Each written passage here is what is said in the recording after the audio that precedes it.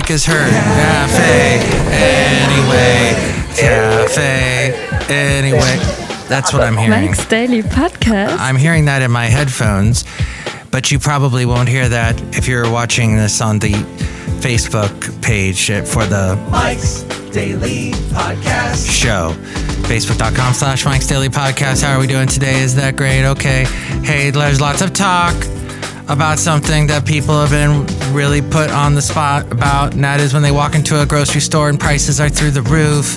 Now everybody's trying to talk about it, and everybody's giving their own proof of what they're doing, and they're politicians in the election that want your vote. So Mike's Daily Podcast. They say, I'm going to lower the grocery prices so you can get more, and Mike's I'm going to do it. Daily No, she stole my idea. Podcast. I'm going to do it. So everyone's planning on it. Now, let me ask you this. It's nice when people fuss over you, isn't it? Isn't it great when... Okay, as a white, middle-aged, bald male divorcee, I found very quickly why I understand now why a lot of white men past a certain age become hermits. They just walk into Trader Joe's, grab their food, go home, or go to their local favorite Chinese restaurant or taqueria, or maybe a Chinese taqueria, or somewhere else, and they just go home, and that's it. And that's how they... I saw that side. It scared me. I understood why people turn into idiots like the Unabomber. I didn't understand before until and I'll tell you why it is. It's very simple. One word. Invisibility. Actually, two words. Invisibility cloak. You become invisible when you reach a certain age and you're of a certain look and you don't have the hair. You don't have this, especially if you don't have any style, you're not going to be noticed. So what I've discovered there in that realization is that as that type of person, And here's today's podcast picture. I like to go shopping because people don't see me and they don't bump into me. Or maybe they do bump into me because they don't see me. I'm not sure. The podcast picture, though, if we may check that out before we get into the wonderful world of grocery prices and how it's nice when people fuss over you and that kind of thing, is the what is this here? Here we go. Yes, is it sunset? Oh, Lake Elizabeth? Okay. A recent picture from one of those places, either in Fremont or Podcastro Valley, possibly elsewhere. We'll see. You can see it at mikesdailypodcast.com. And the late, great Basil the Boxer probably went there with me. Oh, that's an interesting picture of a bird at Lake Elizabeth. But yes, all my past podcast pictures are there at mikesdailypodcast.com. And, maybe Lake Chabot, where I was with my lovely lady friend a couple weeks ago. Yes, maybe a picture with her rowing. I think that's what we'll do. I'm still fighting the poison oak. It ain't going away anytime soon, I don't think. But I just got to keep at it with the prednisone and maybe it will disappear. The point is, when everyone's fussing over you during an election year, it's like a promise in the year of election. A sister that is there you go, and a chief's and army traveling show for the love of money, money, money, money, money, money, money, money, money, money, money. Feel it getting higher. Desire. I was having a conversation with a coworker via email about what is the best U2 song. And I was really split. I loved Desire. I loved it. I was in college. Now that's legit. I was working at one of my first radio stations, a top 40 station, and we played Desire because it was high up on the charts, and U2 was really popular at the time. Right there, right next to who else was big at that moment? George Michael, Michael Jackson, Prince. You know the rest of the 80s stuff. We were discussing what our favorite U2 songs were. He liked I Still Haven't Found What I'm Looking For. I said New Year's Day. And you can tell me which one you like at the phone number 510-228-4640. That's 510-228-4640. I always forget the number and always end up giving up my personal number, and I probably should not. Okay, so in this world of grocery prices, they've been on top of mind for many consumers and politicians following a period of the highest inflation in decades. While inflation has slowed in recent months, food prices have been among the key drivers of economic discontent. I can't believe, what the hell is this place anyway? Café Anyway, because households shop for food every week, so they see it. The grocery industry has now been pulled back into the political sphere. Kamala Harris going for a federal ban on food and grocery price gouging. Now, I listened to Larry Elder today, who once ran for governor of California and lost, although he says it was because it was rigged. That had it been a situation like when Arnold was recalled, not Arnold, Gray Davis was recalled. When that recall happened, there was a situation where there was a Democrat candidate that was trying to be opportunistic and try and take over the governor's spot. That wasn't Gray Davis, someone else. And then there was Arnold. And of course, everyone voted for Arnold because he was Arnold. And he had just come off of his huge movie career that had been huge in the 80s and 90s. And so there it was in the middle O's, and he got it. Now, when Larry says he lost because there were no Democrat candidates. So it was basically between Gavin Newsom and him. And he only being known at Café Anyway, all of us here hanging out only knew him from the talk radio shows that he did in California. We didn't really know him. Well, you'd have to listen to right-wing talk radio, which is mostly on AM. And, well, a lot of, let's just say AM skews slightly older. And the younger people weren't, they were into the hip Gavin Newsom. I don't know. I don't have all the statistics, but there was something there. So Larry Elder, as we go outside of Café Anyway, where we bring you Mike's Daily Podcast somewhere in Podcastro Valley, the last place on earth, in the land of Ameritopica. I listened to him today make a defense, speak in defense of price gouging. It was his feeble way of trying to make Kamala look bad. And it just goes to show, I don't know if this is for every single, whenever you try and defend a politician, you end up looking like an idiot. But certainly in the case of his candidate that he wants to win, even though he ran against... Good morning, Mr. Matthews. Thank you, children.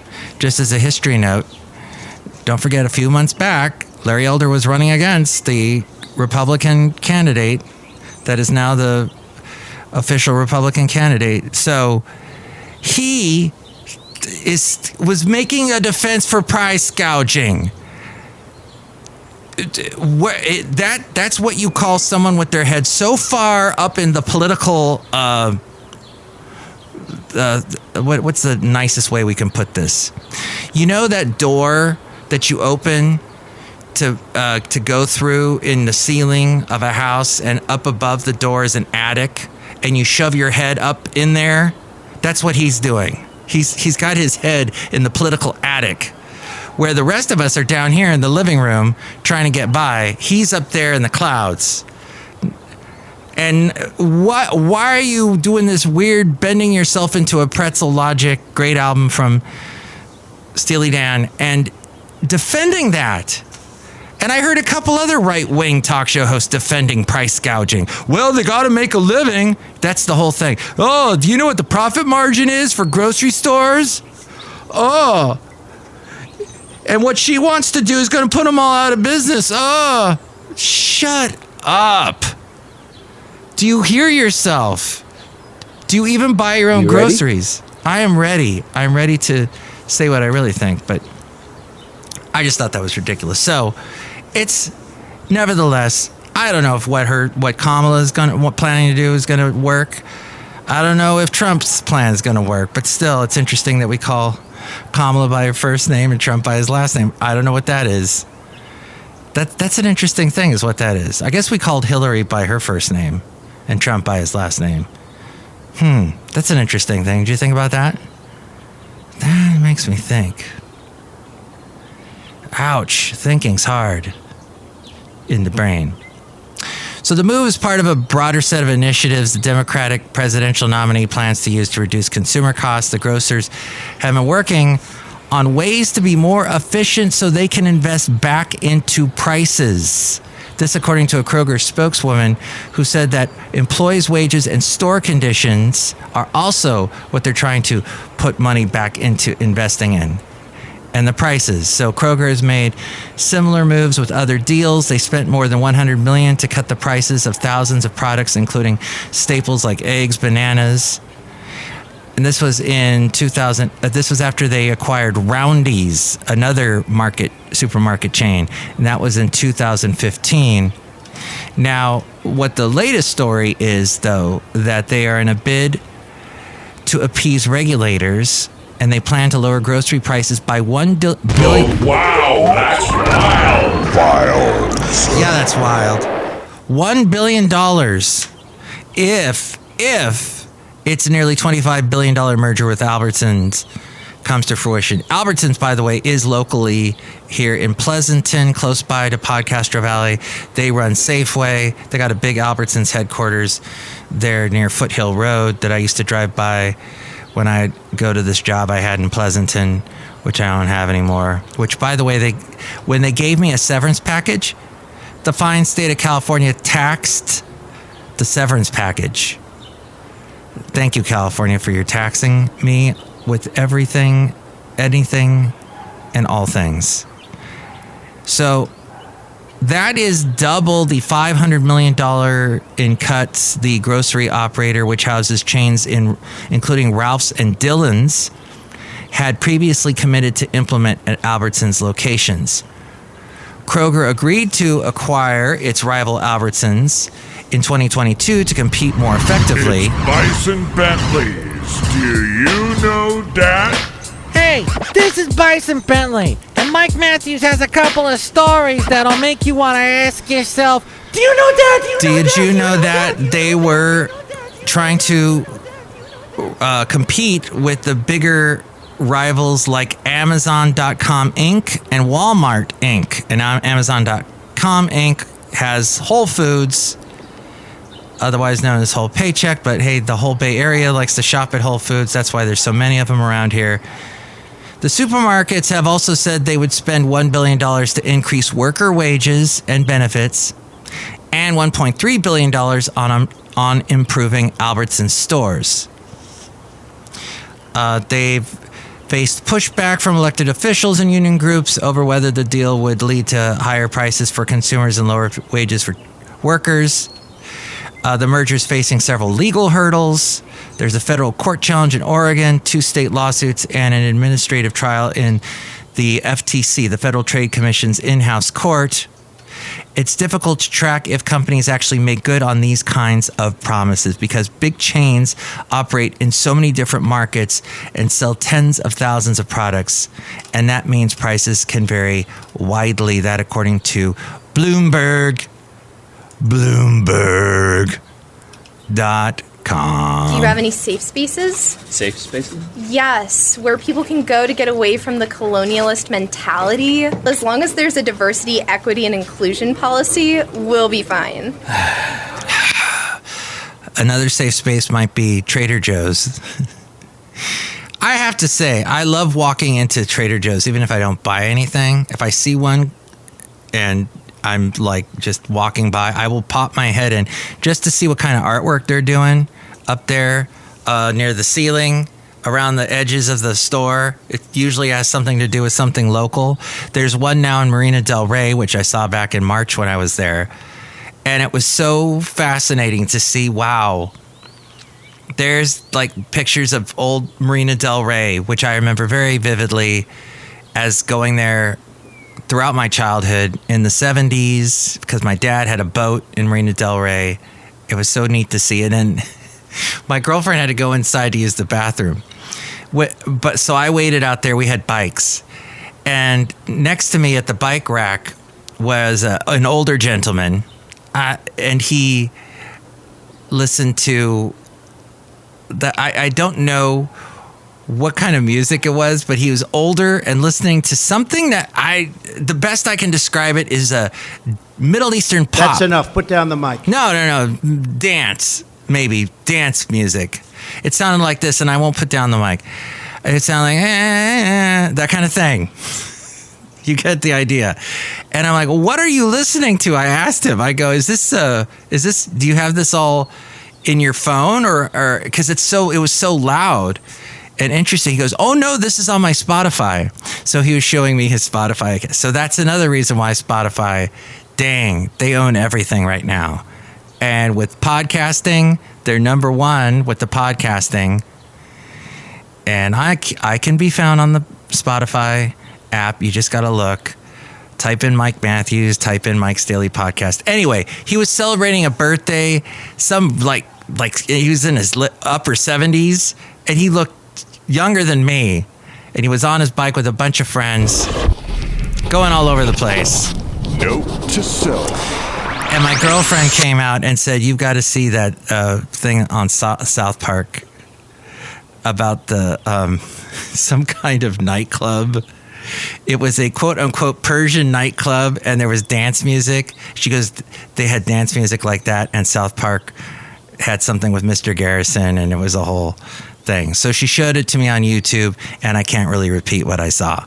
Just so you know, though, it is South Park, and it's going to be, what's the word? Lewd. Bloomberg. But Trader Joe's, I heard they were recalling something, and I had just gone shopping there, and I was freaking out about that headline. Turns out it was candles. Well, I don't buy candles at Trader Joe's. I don't buy candles much at all because I'm not a young woman. That's because, isn't that the age bracket of people, the demographic of people that buy candles are young women? No? It could just be anybody? Okay, people that like to light a little candle next to the bath, have a Calgon moment, take them away. Well, it's the candles they were selling, mango tangerine scented candles. There were 653,000 of them they had to have recalled. And this is what I like to get from Trader Joe's. All that delicious juice that's probably not good for you, even though they make it sound like it's healthy for you, but there's sugar in there. You don't need it. But I'm going to drink a little bit now. I used to buy so many beverages from Trader Joe's. Oh, $2 Chuck, which is not $2 Chuck. It's now $3.50 Chuck, but whatever, Chuck. Thanks, Chuck. My mom loved $2 Chuck. When my late mother, when she would come visit me in the Bay Area, because they didn't have Trader Joe's in Florida, she'd say, oh, let's buy a bunch of $2 Chuck. Even though she didn't really like red wine, but she'd buy the $2 Chuck. Anyway, Café Anyway. The point is they're recalling the scented candles because the wax can become engulfed in a flame. A fire hazard. Run, run, run. Return it, get your money back. There was 14 reports of incidents of the U.S.-made candles sparking high flames, including 3 involving minor property damage and 2 reports. Try to game me. No. What? Did someone make a joke about Catholics? That is not fair. That's not necessary. Life is a mystery. Oh my God. Everyone must stand alone. Jeez. I hear you call my name and it sounds like home. Oh, there was someone who had minor burns recently. Oh, so be careful with that, will you? Thanks. Just thought I'd ask if you would do that. Oil prices are falling. Set for a weekly decline on China worries. Because it's what? China worries are causing the... No. after a string of dismal indicators for July from China overshadowed geopolitical risks. Wow, I thought the local gas station gas went up a whole bunch. Now I guess it's going to come down. All right. Mike Matthews? You not know Mike Matthews. I am. Really? Eminem. That's right. We got Eminem. I'm an Eminem. Eminem. The real Eminem. I'm an Eminem. Hey, did you hear this about Trump? His financial disclosures show significant debt and abundant grift. This according to RollingStone.com. Woo! On the cover of a Rolling Stone. Greg Ken died. We had broken up before, just an hour before, for good, just an hour before. Ba ba ba ba ba ba ba ba. They don't ride like that anymore. I was never a fan of the Our Love's in Jeopardy song. It just seemed that ooh used to freak me out. But he hated Michael Jackson because I think Beat It or Billie Jean. Burgermaster. It wasn't Burgermaster. It was probably Billie Jean kept the song out of number one. But he's probably the most well-known for that. Did not realize he was quite the pothead. And every morning at 8 o'clock, he had to step outside and smoke marijuana. I did not know that, and he loved the marijuana. But I'm getting more and more color about Greg Kinn as he spent so much time in the Bay Area. So Donald Trump has submitted his annual financial disclosure after a year of lawsuits, legal cases, and grifts. The contents of the documents reflect the turmoil surrounding something to do with Elmo recently, about how people have anxiety and they turn to Elmo for relief, something like that. I am very much paraphrasing, I know. But anyway, Café Anyway. Elmo, thank you. The more than 250 pages of financial information reveal that the former president's largest financial liabilities are more than $100 million owed to author E. Jean Carroll and the state of New York, resulting from massive civil lawsuit victories against the former president. The disclosure notes that the judgments, $83 million to Carroll and $355 million to New York, have been bonded, and their enforcement are in a state of anarchy. They have been stayed pending appeals. He also lists several mortgages related to his various branded properties as part of his liabilities. With all these debts, where's the money coming from? The former president's disclosures lists a wide variety of income streams, including stock holdings, investment accounts, his various clubs, his licensing agreements. That's what you need to do. Start licensing your name out. Because there's only one you. You are unique, just like everyone else. No, I mean, you're unique, so get the licensing agreement. He can do it. You can do it. That they also lay out the various grifts and cash grabs under Trump's brand. He reportedly made $300,000 off his endorsement of the God Bless the USA Bible, which is essentially a reproduction of the King James Bible, produced by singer Lee Greenwood, whom I have interviewed, whom I believe I have his interview up at mikesdailypodcast.com. If you go to the home section, up at the upper left-hand part, where that little blue home, where it says home, and go to interviews G through L. And I think my interview with him is there. But he was a very nice guy. But wow, this whole... It smacks of shamness, of what, tomfoolery, of schmammings, of schmim-schmam, schmamdugglery, schmimmity boop. Well, the book retails for $60 plus tax and shipping. And he also reportedly made more than $7 million off his series of Trump-branded NTF trading cards, which featured cringified versions of a muscular Trump decked in various costumes and scenery, and in some cases came with a scrap of the suit he wore in his Georgia mugshot. Now, to some of you, that stuff is gold. You will buy that stuff because you love that man. My mom was such a person, and I didn't buy any of that for her birthday ever. But as far as I know, she never bought it. When I went through all her things after she passed, I didn't see anything. She just had a Trump sign that she put on her front lawn, which endeared her to all of her neighbors, all of her really, really weird neighbors. They were weird. And that is weird before Trump made weird. Oh gosh, those neighbors. Wow. God bless them. That's what you say in the South when you're like not really all that big a fan of whoever it is that you're saying God bless them, but you know, that's what they were. They were some interesting people. Okay, one last thing about Trump, and that is I want to take you back in time to just after that unfortunate I was shocked. I thought it was horrible that someone took a shot at him. That was terrible. That's not how America should be.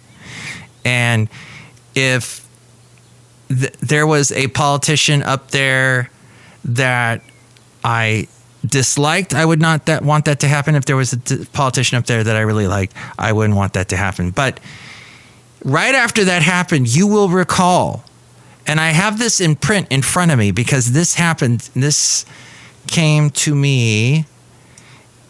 When did this? I got this in on Monday, July 15th. So a little over a month ago. Gosh, that was a crazy month. July of 2024. That will go down in history. Wow.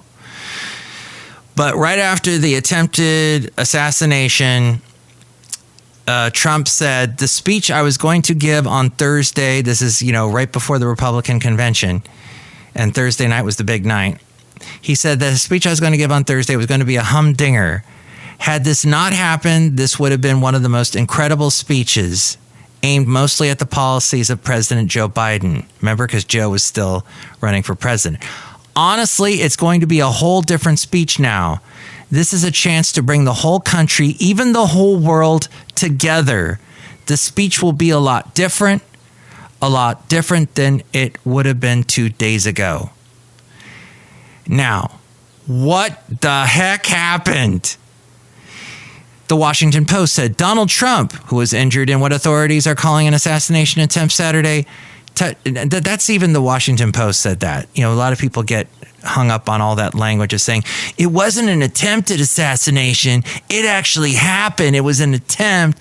It wasn't like it didn't happen. They have to really word it more strongly, but they don't because they're left-wing media, because they're legacy media, because they're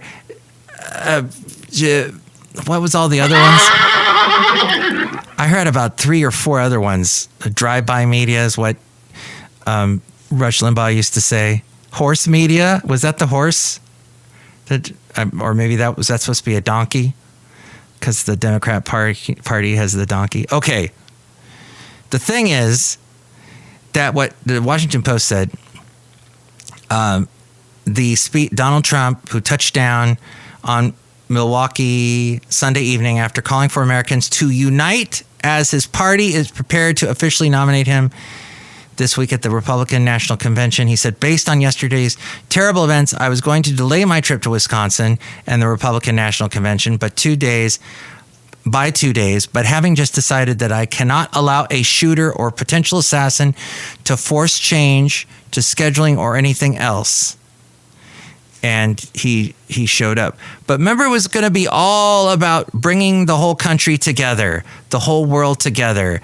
It was going to be about unity. And the speech will be a lot different. It wasn't a lot different. It was just a Donald Trump speech. And I think people forget. Democrats who tried to remove Trump's Secret Service protection criticized after assassination attempts. Oh, yeah, I remember that.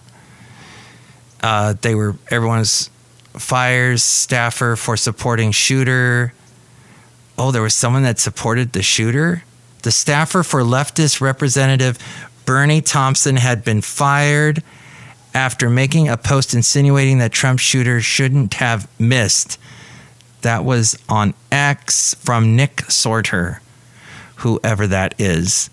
So, and you know the rest. We've had a month's worth of shenanigans since then. But look who's outside of Café Anyway. Hello, Mike Matthews. It's Chely Shoehart, gift shop supervisor. Wow, that was really fascinating, all that stuff about what you were talking about grocery stores and everything, Mike Matthews. Yes, grocery stores, where they cannot buy your snow globes. They can only buy them at the gift shop. That's right, Mike Matthews. My wonderful snow globes that are not eggs. Yes, your wonderful snow globes, which are eggs. And you've just written the word snow globe on the side of them. And I know they're not snow globes because whenever I drop them on the floor, it's a big mess. Not of water and little bits of confetti, but of yolk. Mike Matthews, I'm going to double down like Trump always does. I'm going to double down and disagree with you, Mike Matthews. Double down. Everybody does the double down. Vance does the double down. Nobody goes, let me think about what you said. No.